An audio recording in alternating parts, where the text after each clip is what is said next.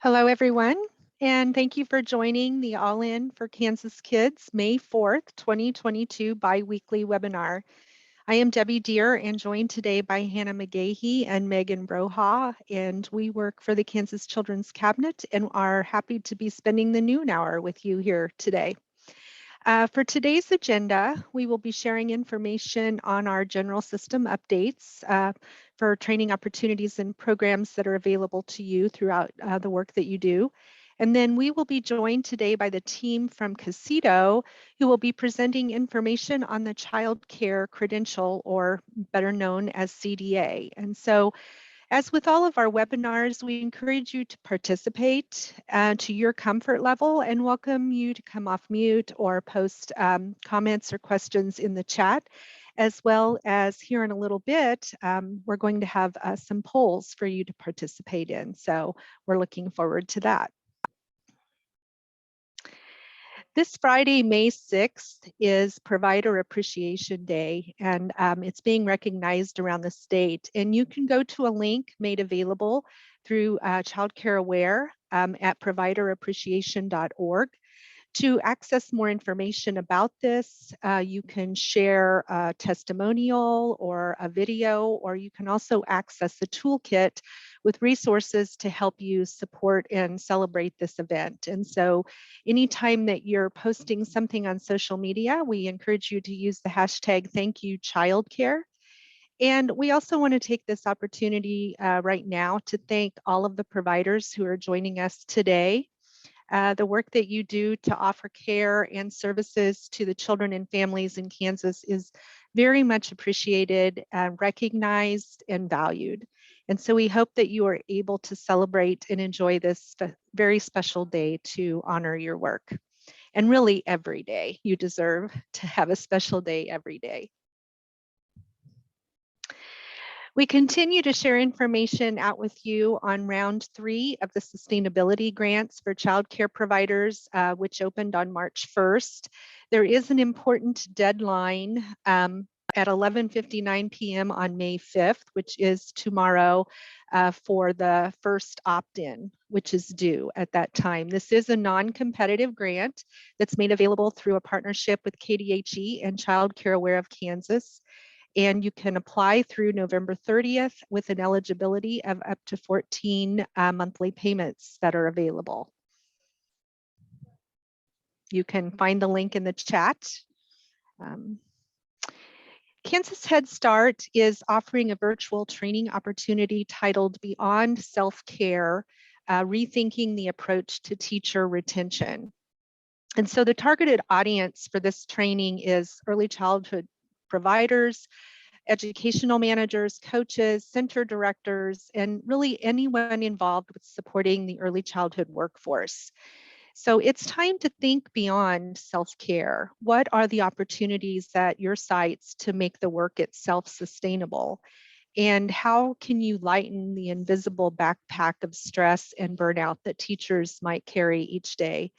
So as leaders in the field, you are uniquely positioned to make decisions that significantly can impact your people's experience at work, and so and their capacity to stay, which we all know is very important. So the focuses of this training are to recenter, to provide clarity, and to plan ahead. And so listed here are the topics that will be covered on May 9th and May 16th. And these will both take place from 1 to 2:30 p.m. And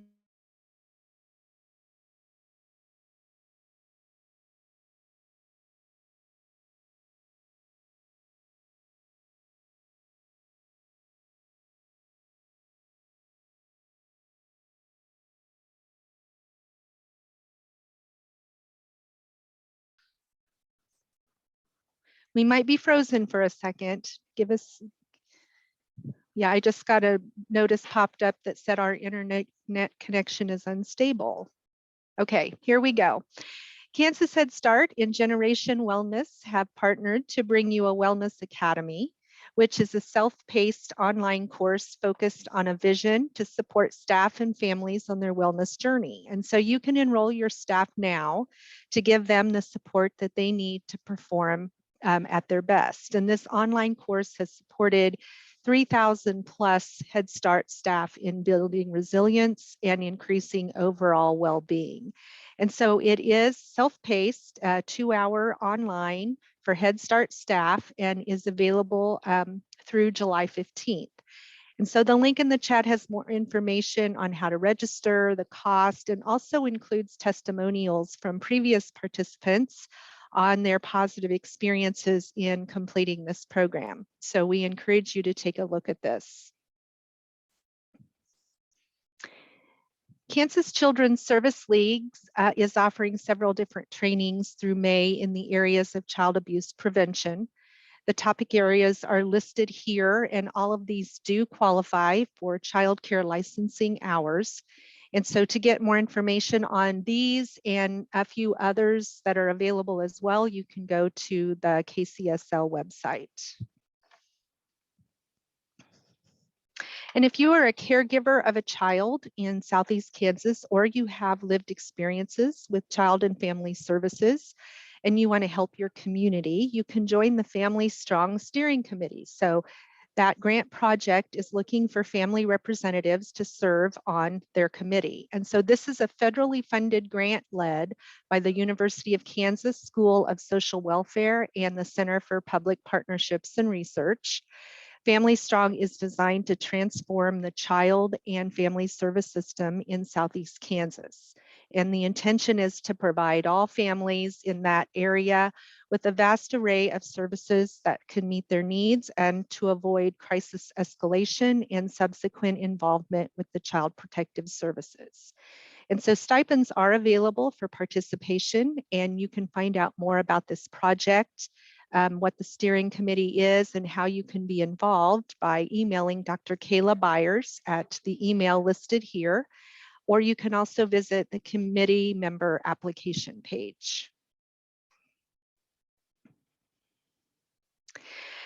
We continue to mention the mental health first aid training that is being offered through the United Methodist Health Ministry Fund as part of their work. And the Governor's Commission on Racial Equity and Justice included this training in 2 of its behavioral health recommendations. These training sessions are offered at no cost, and space is limited to 15 participants per session. The sessions are listed here. There's coming up on May 7th and 19th, and you can find out more and register by visiting the United Methodist Health Ministry Fund's website. We always want to remind you of the work that the recommendations panel is doing and let you know that those meetings are held on the 3rd Friday of every month in the mornings from 9 to 11:30. The next meeting is scheduled on May 20th from 9 to 11:30. You can watch it live on YouTube, or you can also access any information about the panel meetings at the Children's Cabinet website. And so I encourage you to participate or join in on those, and you can also contact me if you would like to provide any feedback or comments to the panel at any time. And now I would like to introduce the team from Cda who is joining us today. Haley Heineck, Lorena Kravitz, Jamie Tyler, and Stephanie Haney, who are here to present on the Child Care Credential. And so welcome to the team. And I'm not sure who's going first, but I will let you take it over from here. Thank you, Debbie. I'll take it away. My name is Haley Heineck. I am a program coordinator at Kansas Child Care Training Opportunities, or Cda. For those of you who are not familiar with Cda, just a little bit of background. Cda is a statewide training agency. We've been around since 1986. You can see our vision and our mission here, but basically our core belief at Cda is that every child deserves exceptional care, and that the child care professionals in our state should have the resources to make that exceptional care happen. So in addition to providing in-person, online, live, virtual training opportunities. We also serve as a Cda Resource Center, so that's why we're here today, to share information about what the Cda is, what our supports are, and then just kind of have a conversation with those of you that are on the webinar today to find out what additional supports are needed in the state, what people's experiences are with the Cda in our state, and how we can better support those who are wanting to explore that credentialing opportunity. So we're going to start off with a first poll question here. So we want to know, first off, how many of you are familiar with the Cda credential? And you should all see a poll. I launched it. Yep, there we go. So we're having some responses come through. It looks like a majority of you attending today are familiar. That's good to hear. For those of you that aren't familiar, we're hoping to share some information with you to help you wet your feet there in the world of the Cda. And for those that are familiar, just hoping to share some information if you're not aware of the supports that are available. Okay, I'll end that poll now. All right, so I am going to pass that off to Lorena. Just wanted to share the results there real quickly. But Lorena, you can take it away for the next section. Great, thank you, Haley.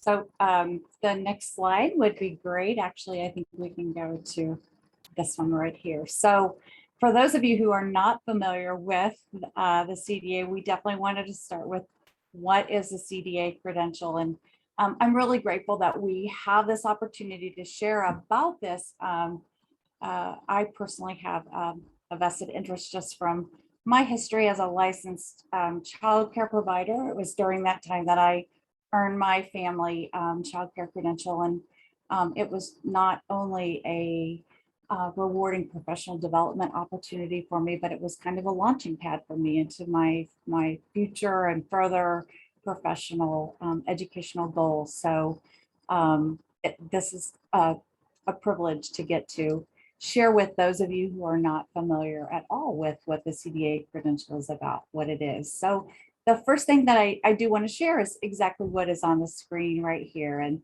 that is that the Cda National Credential Program is a professional development opportunity for early educators. It is specific though to children ages birth to 5 years of age. And it is a place where you demonstrate your knowledge and skills and abilities within that field. So I do want to say that since the Cda credentialing has been in place, over 800,000 credentials have been issued.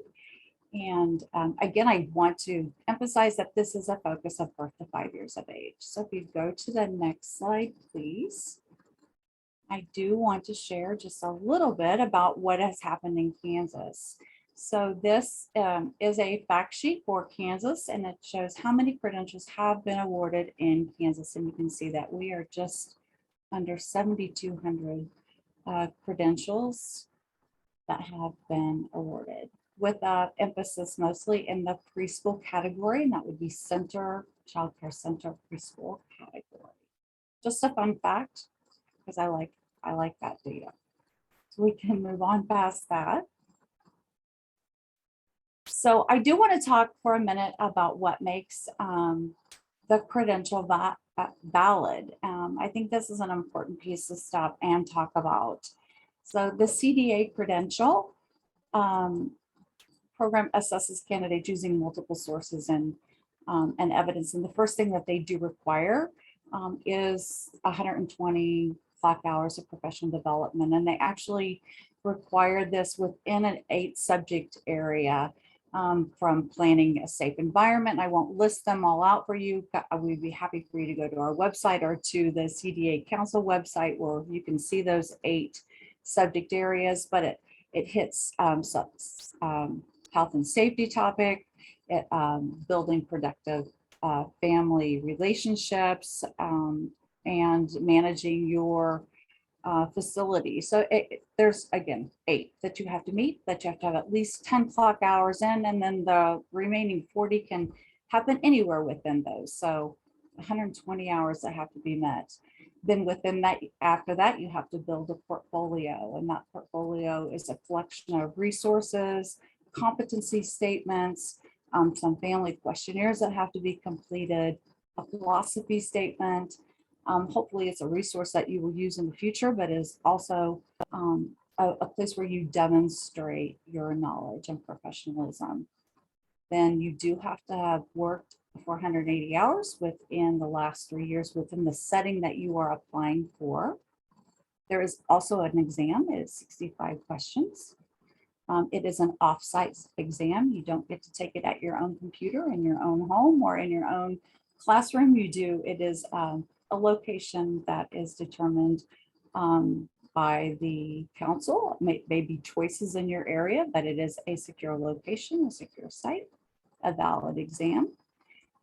And then you do have a verification visit, which is a 4-hour visit, which includes a review of all of your portfolio, that includes your professional development and an observation that is done. And we're going to actually let someone talk a little bit more about that with you and share more about that and what that looks like.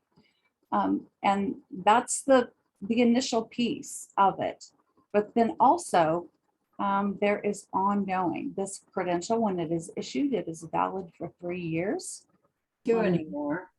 So disappointing. Then it does need to be renewed, and it requires 45 total hours of professional development. Again, every 3 years. So that is really what makes it valid. You've got professional development. You've essentially got a project that's got resources built in. You've got an exam, and you've got an observation and verification. And again, it is a national credential. That is one of the questions that I get asked most often. Will this be valid if I leave the state of Kansas? Yes, it is. This is not a Kansas credential. This is a national credential. So if you could go to the next slide, please. And so we have settings now that I want to talk about. There are more than just 3 settings that are offered through the credential, but I only want to focus on 3 because these are the 3 that Cda supports. And these are the center-based and the family child care. So the preschool center based credential is 3 to 5 years of age. And you can read a little bit more about it on the screen. And then we have the center infant toddler, which is 0 up to 3 years of age. And then the family child care, which is 0 to 5 years of age. And Cda has training tracks that support all of these. And Jamie's going to share a little bit more about that later. But again, there are other settings that I would encourage you if you're interested in learning more about what other settings may be available. You go to them, or what other credentials, I should say, are available. That you go to the council website and learn more about those. Next slide, please. And I believe there's a poll. So Kaylee, will you take us to our next poll? So this is we really would like to know if you currently hold a CDA or if you are working toward your CDA. So if you don't mind answering that for us, your response in.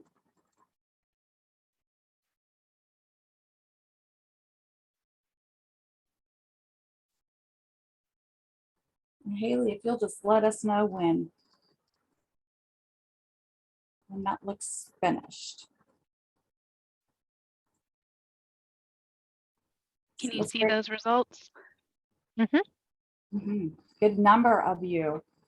Well, that's good news, I think, for 2 reasons. We will have some good participation in the later discussion in this presentation. But I love that 22% of you that are on the call right now are not. And so maybe we can encourage you to take that next step into that professional development journey. Thank you for taking that poll. So I think the next piece is we're going to pass this off to Jamie, because to me, the most important why really comes from childcare providers. And Jamie, please share with us what providers have to say that have run their CDA. All right, thank you, Lorena. So we just took a few quotes from the CDA Council's website of why childcare providers pursued their CDA. And one thing that we noticed a trend was that they use the CDA as like a stepping stone to further their career, just to receive that base knowledge of early childcare and how they can impact children in their care. And also, while they were doing the CDA process, they didn't realize how much they would grow and learn as a professional, which is great to hear that they are working on this progress and growing and recognizing their growth throughout the process. On the next slide are two more examples of a why. So family child care providers are obtaining their CDA so they can show families that are coming into their program and looking at their program as a potential place for their children to go, as the provider having that specialized training, that they have the education to back up the things that they are doing in their programs with their children, and that the families know that their children are safe throughout the day and they are taken care of by someone who has gone through the training and their portfolio and the exam and everything that is required of them to receive their credential. And also that it's, like we said, a stepping stone of, wow, they obtained this while either working in a center or building their family child care program, of they were able to do it while still working and taking care of children. So it's something that is flexible enough that you are able to work on it while still being in the field, gaining that on the job knowledge. So the next slide is talking about how us as Cda can help you, support you through the process. So we have 3 courses. We have our Orientation to the Cda course, which is a $2 course for $5. And that just covers the basic information about what the CDA is and how that process is going to look like. You also start thinking about your professional strengths and how you are working on those every day in your program and how you can grow those strengths. We have our Introduction to the Cda Portfolio, which is another $2 course for $5. And that is just an introduction of what to expect while you're building your portfolio. And your portfolio is definitely something that you can work on while you're going through this process. It's not something that you have to wait towards the end to work on. It's definitely something that you can build and grow as you are working on your courses. And then we have our Developing Your CDA Portfolio, which is a 4-hour course for $15. And that gets down into the nitty-gritty of the details of the portfolio, how it should look like, working on those professional statements and things like that. As far as the training track support that we do offer the training track. And what that is we basically help you select courses that are interesting to you and cater a schedule that works with you. So you can take one course at a time to get you through to your training track, or you can take up 5 courses at a time to get you through. Whatever works for you and whatever your comfort at is what we will work with your schedule. So for that initial training track, like Lorena said, it's 120 hours and the renewal is 45 hours. We also provide some technical assistance during that process. So we talk about planning for your CDA, what's going to happen during the process when you're taking your courses, when you're developing your portfolio, what that PD visit is going to look like, what the exam is going to look like. Then we talk about applying for your CDA, getting that off to the council, and then just a variety of other things that might come up throughout your process that we can talk about. So on the next slide, we will see that we do offer 3 kind of training tracks that Lorena mentioned. So we have the Center Infant Toddler one, which is 0 to 3 years of age, the preschool one, which is 3 to 5, and the family child care, which is 0 to 5. And each of those are catered to you. So we have specific courses that are preschool specific. We have infant toddler specific courses. We have family childcare specific courses. Basically, we try our best here to cater the courses to help you get through this process to make it as least complicated as possible. And we also have the scholarship track, and we also have a paid track, which I will talk about a little bit more on the next slide. So the paid training track for the initial, it's $120 as of right now. That will increase to $300 starting July 1st. And our renewal track is $45, which is increasing to $100 July 1st. But during that process, I am the one that works with the paid training track participants. So if there's any previous trainings that you have and you're not quite sure where they fall into what subject areas, I look over those because I am a approved professional development specialist through the CDA Council. So I look at those and try to help you figure out what subject areas they would fit in and if they would count. We have a call together where we go through and I help you select your courses that you are interested in. If there's anything that comes up in your schedule that you're like, oh, I have a sudden vacation or anything like that, I work with you to reschedule courses if you need them. And it's really, like I said, it's a really flexible thing that we try and remember that you are working, life happens, things happen, and we try to help and accommodate your schedule as much as possible. So on the next slide, we have gone through the 480 hours of work in the specific setting that you're obtaining your CDA in. We've talked about the 120 professional development hours that you need and mentioned the portfolio. So once you have all of those completed, you will submit your application to the CDA Council. From there is when you will schedule your exam with the council, which is 65 questions, and then you will sign up to do a professional development visit, which is where somebody comes out to your program and observes you working with the children in the setting that you're obtaining your CDA in. They review your portfolio, and they also have like a reflection piece with you at the end. So I am now going to pass it off to Stephanie Haney, who is going to talk about what to expect during that professional development visit. Thank you, Jamie. So on the next slide, you'll see I'm Stephanie Haney. I'm with the Infant Toddler Specialist Network, but I am also a PD specialist. And so I was invited to kind of come on today and talk about what that looks like, the observation process and the visit from the PD specialist as you go through the credential process. So once you're ready for that specialist visit, you get it scheduled through the online CDA portal. And in that portal, there's like a map where you can find your local specialist, get contact information, and be able to reach out to them for when you're ready to schedule that visit. It's a 4-hour window of time where the specialist comes to your site. So they come and visit you. And then the next part looks a little different depending on each PD specialist. Some of them will take an hour to review your portfolio first. And so they'll ask for just a quiet area set aside for them to be able to review that binder or whatever, however you have your portfolio designed to review that and make sure that you've got everything that's needed in there. And then the next 2 hours we spend observing your work as a lead teacher in the setting that you're applying for. So that setting has to match the age group. So if you're applying for the infant toddler credential, we need to be either in an infant or toddler classroom.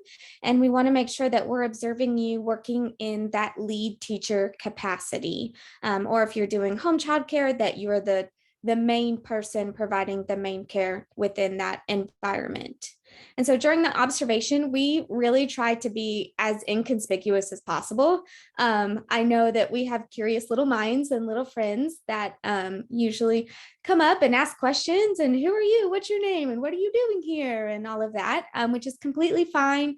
We're just, we're given guidance by the council to just, we respond with, we're here to watch your teacher and spend time seeing your classroom and all of that. And then we kind of support them back into their environment. So again, we really just try and stay as discreet as possible, not be disruptive, as much as possible, although while also we know that we have curious kiddos. And then we review that portfolio kind of depending on the pattern, but then we'll also spend some time to meet with you privately or the candidate privately. During that time, we really engage in conversation about practices. We use that time to clarify or gather more information that may be needed for that observation window or for their portfolio. And then we also work on some reflective dialogue. And so within that dialogue, we are able to help support and set some professional goals, develop some action steps to meet those goals as the professional as well. And then after that visit, we go back, we submit scores within 48 hours, and then it's sent off to the council. The council reviews results and then makes that credentialing determination. And then they reach out directly to the candidate to let them know of that approval status. So do we have any questions about that process? It's not scary at all, I promise you. Sometimes I know observations can be overwhelming, but it is not scary at all. Just a quick 4-hour window of your day. So, and then on the next slide, then, if you are interested in becoming a professional development specialist, the council does provide opportunities for that as well. You do have to meet a minimum number or minimum requirements for education, work experience, and your personal attributes, but they do accept applications to become PD specialists in certain windows of time throughout the year. So, and you'll see a link on the slide to be able to do that, and in the chat box. Thank you, Haley. I think that's it for me. I think I'm going back to Lorena. Thank you, Stephanie. And thank you, Jamie, too. And I'm going to throw it back to Jamie here in just a minute, but I wanted to take a minute just to recognize that we have had the pleasure of awarding nearly 100 scholarships in the last, well, since December 15th, since we launched our scholarship application. And that is really because of the funding, the pandemic funding that was provided and through DCF Kansas of Kansas. So we literally are just like too short of our 100 goal. So hopefully by the end of the week, we will have met that, and we are pleased, so excited that we have that many people on track within just the last 4 months. But this is what we've been able to do. We've been able to help a few people that only needed to get their credential fee paid. They were already completed with their hours and their portfolio, and they just needed to go ahead and move on with that fee. But the majority of the people that have applied and have been awarded are currently on a training track for their initial, and we have got them going and are providing them those TA services that Jamie talked about that are available on the pay track. Those are built in intentionally at the front end for our scholarship applicants, and then again throughout. And if you were able to see our presentation last fall, you would have, you may recall that we talked a little bit about what that looked like. But then we've also been able to support a few renewal candidates, our applicants that were awarded scholarships that, well, just that renewal scholarships that have moved forward with making sure that they've maintained that credential. That does have to be renewed every 3 years. So just very excited. And I would just encourage you that if you are interested in a scholarship right now, like I said, we have reached our goal really pretty much, but that doesn't mean there won't be potentially funding to come. So if you get to our website and you see that there is not a link in the near future, we hope that to have a link up for you just to put your name and information in for interest. That way we can reply back to you if a scholarship again becomes available pending future funding. So, but know that there is always paid track information available on there. We don't want you just to to not move forward if it's something that you really want to do. And Jamie provided that information early on.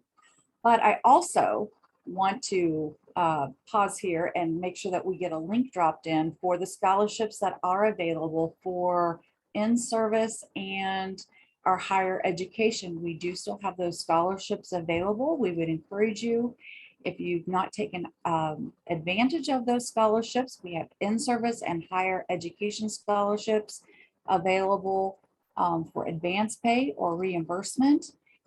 We would love for you to go to our website.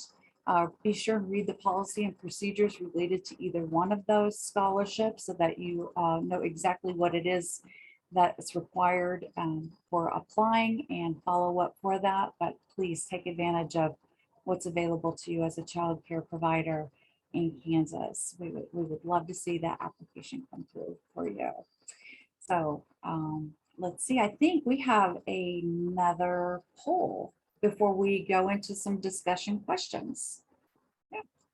So I know there were like 22 people that answered that they were not or had not, did not have a CDA credential. So is anyone out there at all maybe likely to pursue a CDA credential after learning just a wee bit more about what a CDA credential is?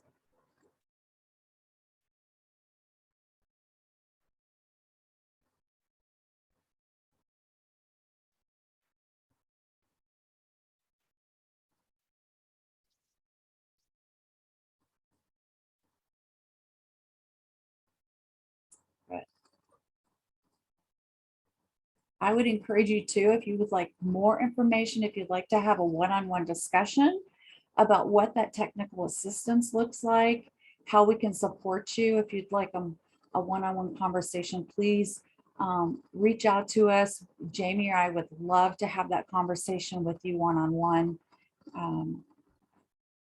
I'm speaking for you, Jamie, but I know that that's true. So, Most definitely.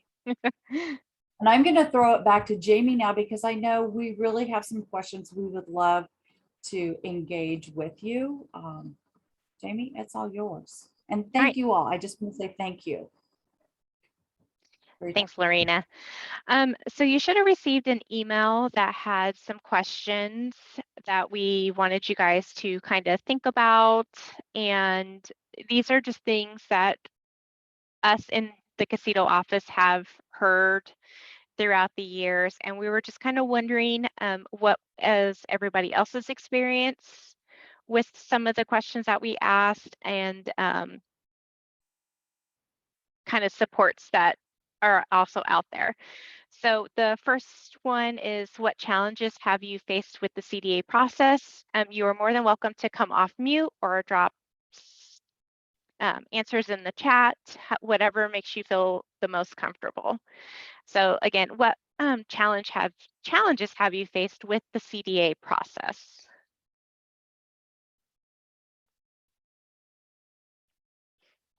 Thank you, Debbie.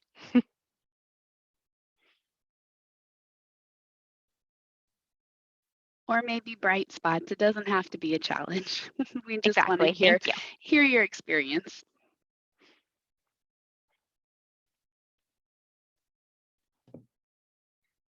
This is Penny and Stas from Hutchinson.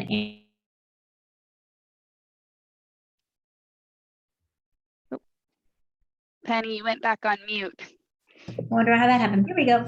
I was the assistant superintendent USD 309, and we had written a grant for our high school students who would like to go into early childhood to get their CDA.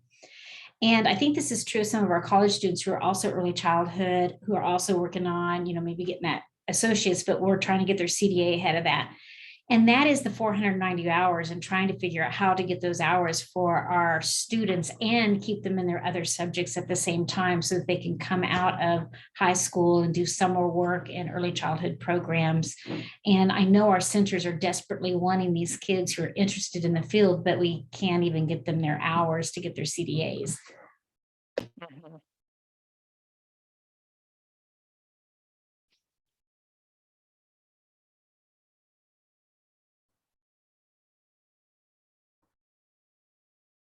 Thank you, Penny, for that.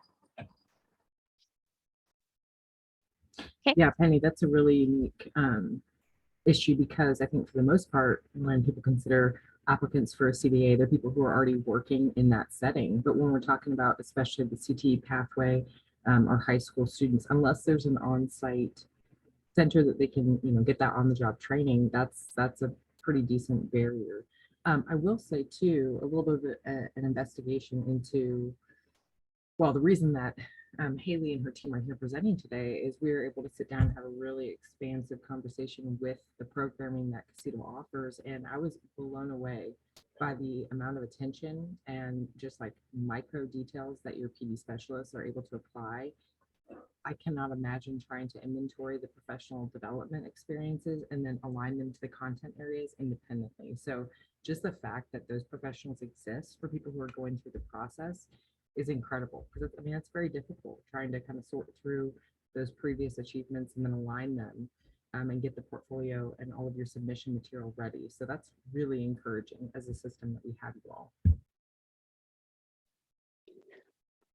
Penny, can I ask, are you referring specifically to the experience hours, the experience in the actual programs, or are you referring to the training that the students need for the 120 hours, or both? The 120 hours is fairly easy to get. What we did for our CTE pathways is they went into a classroom and they did their portfolios, did their online work every day for an hour to an hour and a half to 2 hours. It is getting that 400 hours of practicum work when they're also still in school. We've been trying to find places that'll take them on weekends and after school and before school. But if you've got kids that are also involved in activities, which we want, those are the kinds of kids we want in the programs, because they're your well-rounded individuals. They're just having a struggle. And I don't know if there's something to do with that career pathway that might be a little bit different, because I'm thinking the CNAs, we've been doing it with CNAs in the high schools for years, and they're able to get all their practicum hours in, but the CDA just seems, it's just tough. But the class hours and the portfolio, that's not a problem. They can do all that right there on campus.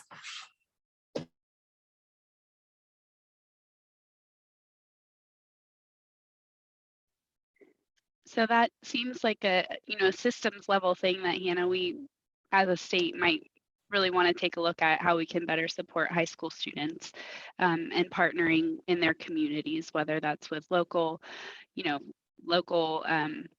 family childcare or center-based programs, or if there happen to be university or higher ed lab schools or things like that. That sounds like a really great area that maybe the state as a whole system we can take a look at. I will say this was our first year to do the program, and I think Debbie's probably aware of we did this as a rural grant, as one of the Kansas all for Kansas grants, and it has been very successful. We wrote it for 8 students, hoping for 3, and ended up with 16 every semester wanting to be in that course. So we thought that was very exciting and very promising, that there are kids out there that want to do this work. And we're talking, we have males and females, and some of them, maybe it's a start. They think they'd be great. And even if they just do it for a few years, they would just be a great asset to our system. Yeah, Haley, from a systems level stance, I think it would have to be tackled that way, because the integrity, the council itself is the one that puts forth those standards. So as far as the 480 hours, we can't, mess with the integrity of that, but there's probably ways to get around it. One of the big things I'm excited about as a system is I'm hoping that early childhood will be considered eligible for a lot of the programs that support, like the registered apprenticeship program at the federal level. And one of the reasons that we have a difficult time getting things like that off the ground is that early childhood education is not oftentimes considered both high needs and high wage. And so it creates a lot of issues for setting up supportive structures like registered apprenticeships out of high schools, and in tandem with CTE. Unfortunately, the pandemic has proved to be a great vehicle for really enunciating that argument and saying this is critical, that we get people into the workforce and hopefully qualify them under like RAP guidelines, but for right now, that's one of the difficulties. Wichita, Penny, I don't know if you've spoken much with Wichita Public Schools and their incredible CTE program that they have. They have the benefit of having like 4 or 5 Y sites on site, and so they get the lab hours for their students. But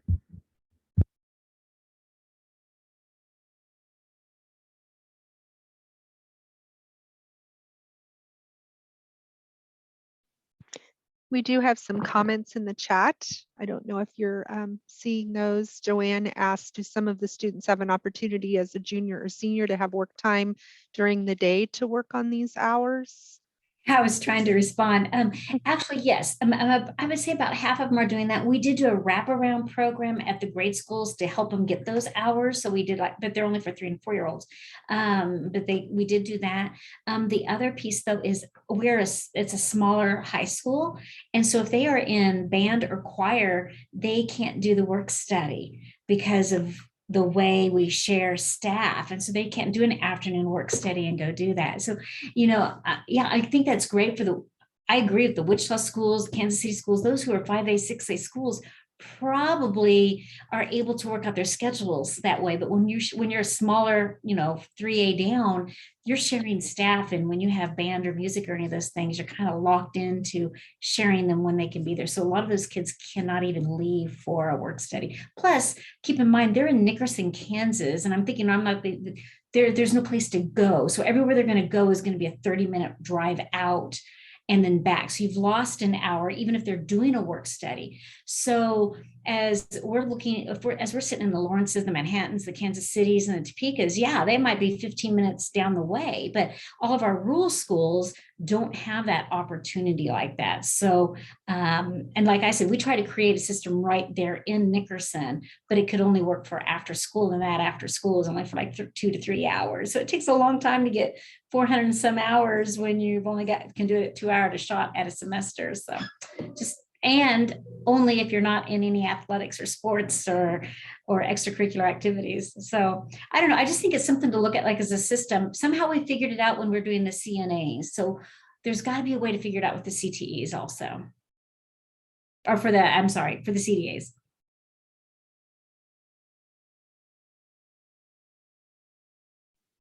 And we also have a comment on here from Sarah about dual language paraprofessionals and tricky finding Cda course tracks offered in that. So I don't know if anybody has any comments on that.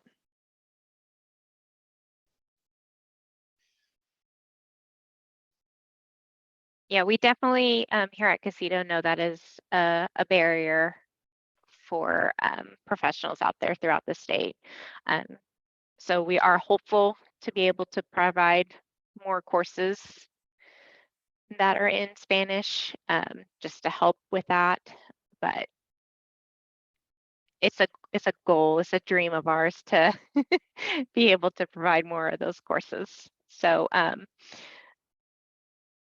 was looking at that comment too about finding the PDS, and one of our questions was, how has anyone kind of done a collaborative system effort to share PDSs and basically kind of one center will have a PDS and they'll partner with another center who has a PDS, and you guys just switch for the day so it's not a conflict of interest or anything like that. Has anyone experienced anything like that or thought about that kind of process?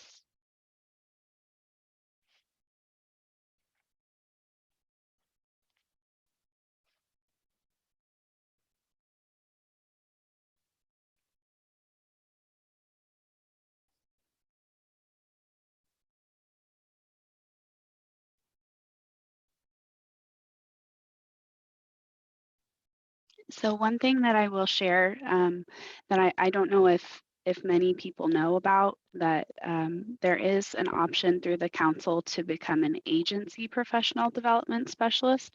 So some people have said that they're not able to become a professional or not willing to become a professional development specialist because it takes away from their work time. They have to take vacation time to go serve in that role.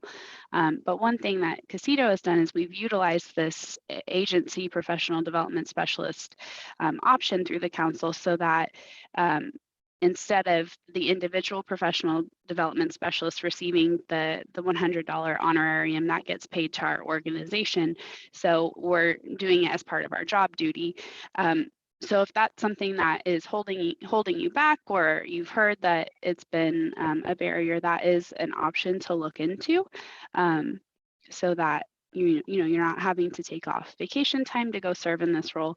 We have heard that, and Sarah, you shared it as well, that it can be very hard to find those professional development specialists.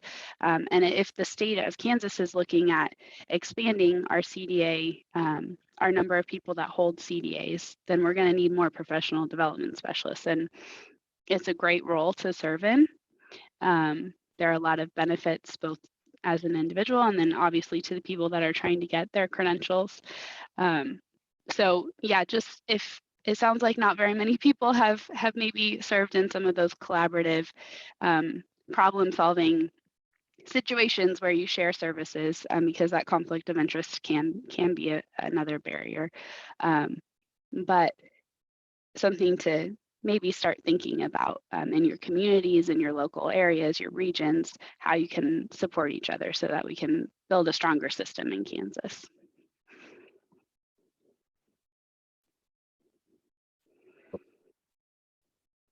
Thanks, Haley. So we'll just keep going down our list.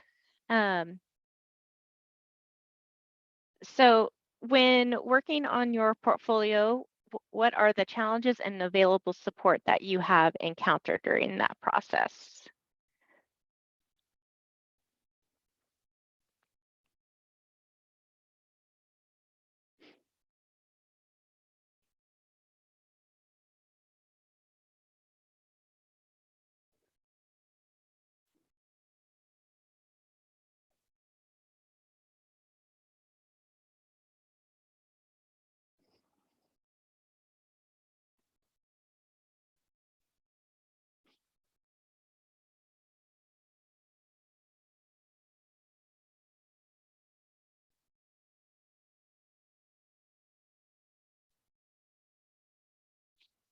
Danielle, I see your comment in the chat. Are you talking about our Cda training track program?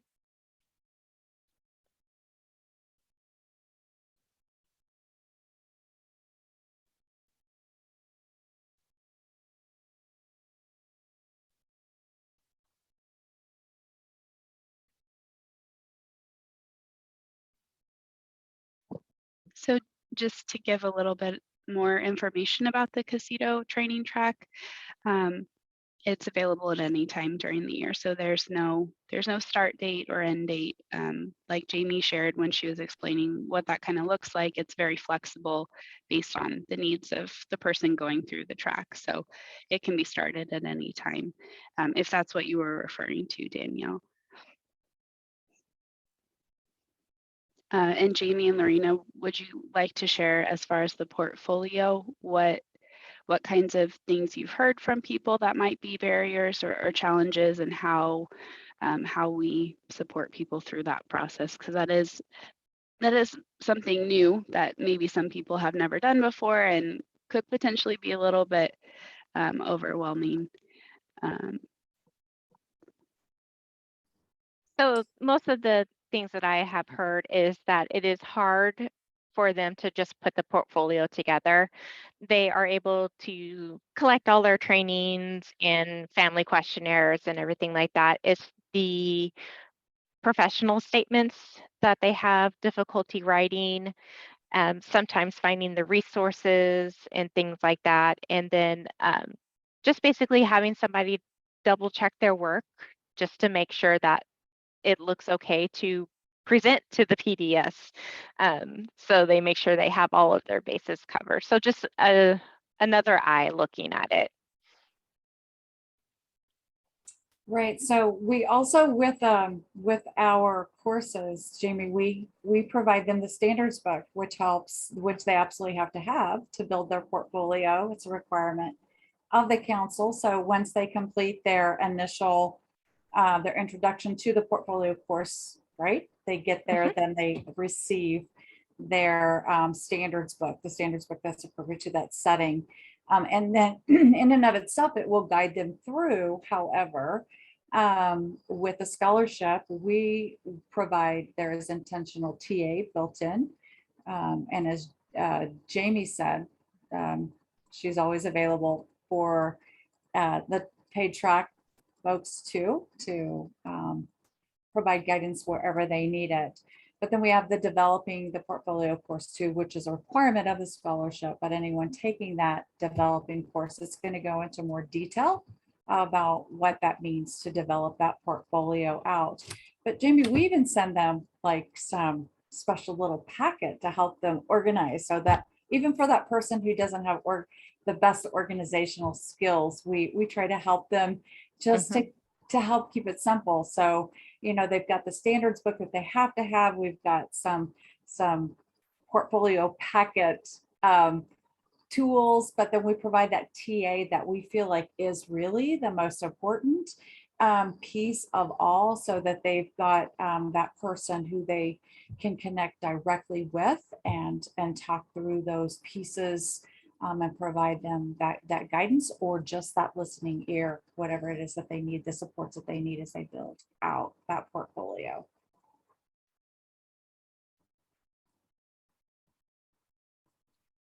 So I see we are running close to time, so I want to be respectful of everybody's time today. So you all received that email with those questions in there. So if you come up with anything later that you still have questions on, I am going to put my email in the chat for you, and Lorena, if you could do the same. So reach out to either one of us if you have any questions, and we are here to help support. So do not be afraid to ask questions. We are here to help. I will just say one last thing. On the presentation slides, I don't know if you all might have noticed that it said Child Care Aware of Kansas at the bottom of each of those slides. And while Child Care Aware of Kansas is a great partner with Cda, all of the supports that we've talked about today are from Cda. So I just wanted to point that out in case there was any confusion there. Haley, I was so confused when you sent those over to me. I was like, I should have checked. Sorry about that, guys. Just disregard the logo.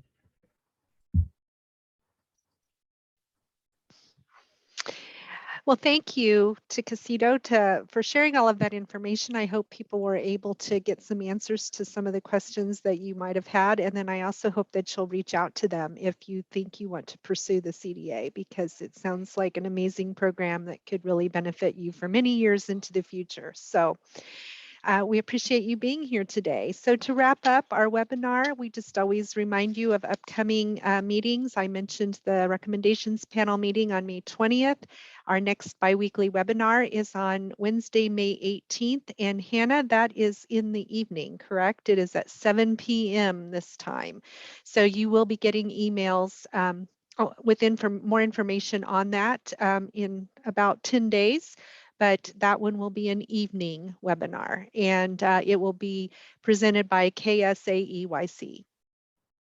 And so anytime you have topics that you're interested in, please let us know, and we will be happy to include you in our webinars. And so my closing comments today, very quickly, going back to the Provider Appreciation Day on Friday, I want to say that it takes a big heart to shape little minds, and all of you are difference makers for young children in Kansas, and we thank you again for that, and wish you well always in all of your work, and we hope that you really enjoy, have a way to enjoy your day on Friday to celebrate that. So with that, goodbye everybody, and have a great rest of your day. We'll see you on May 18th.